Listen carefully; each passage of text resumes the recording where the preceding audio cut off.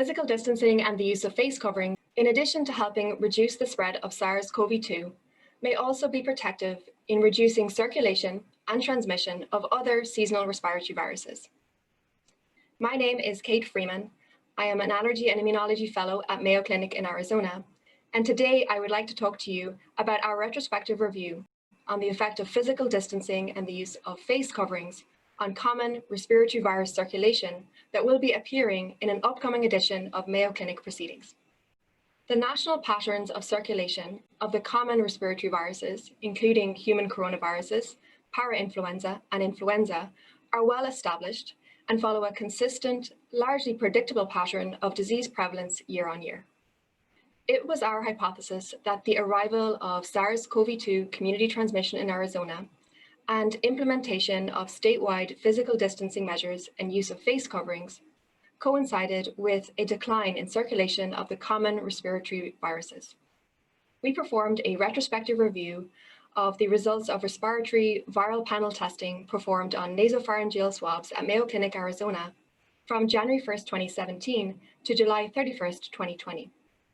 Between April and July of 2020, there was a reduction in the total number of tests performed compared to the corresponding months of previous years. And while this was accompanied by an anticipated reduction in the number of positive tests, there was also a marked reduction in the average percentage of monthly positive tests for these months, falling from roughly 25% in 2017 through 2019 to roughly 2% in 2020. Furthermore, this interval has been characterized by a complete absence of double viral infection and a dramatic reduction in our most consistently prevalent viral pathogen, rhinovirus enterovirus. Reduction in transmission of common respiratory viruses with physical distancing and the use of face coverings bodes well for the current fall influenza season. This is in keeping with the World Health Organization influenza data from Chile, South Africa, and Australia, which showed very low influenza activity from June to August of this year, months that would normally constitute the typical influenza season for the Southern Hemisphere.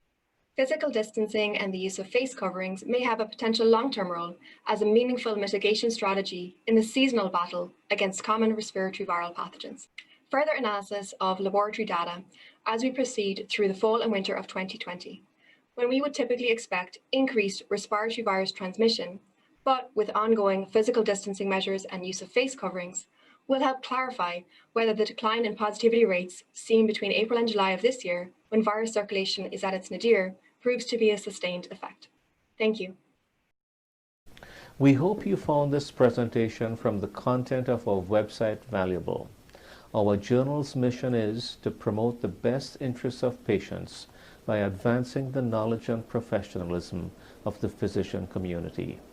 If you are interested in more information about us, our homepage is www.mayoclinicproceedings.org. There you'll find access to information for our social media content, such as additional videos on our YouTube channel or journal updates on Facebook. You can also follow us on Twitter. More information about healthcare at Mayo Clinic is available at www.mayoclinic.org. This video content is copyrighted by Mayo Foundation for Medical Education and Research.